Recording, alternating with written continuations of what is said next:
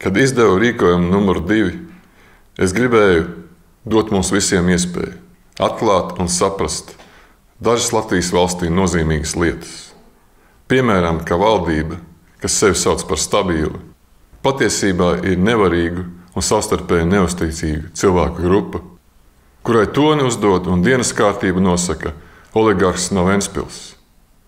Ka vairākums Saeimā, gadījumos, kad jābalso par tiesiskumu un godīgumu, pārvēršas mazākumā, jo īsto vairākumu veido Lemberga partija, Saskaņas centrs un par labu Latvijai oligarhi. Šajās vēlēšanās mums ir divas iespējas – nobalsot par vecajām partijām, un viennozīmīgi nekas nemainīsies.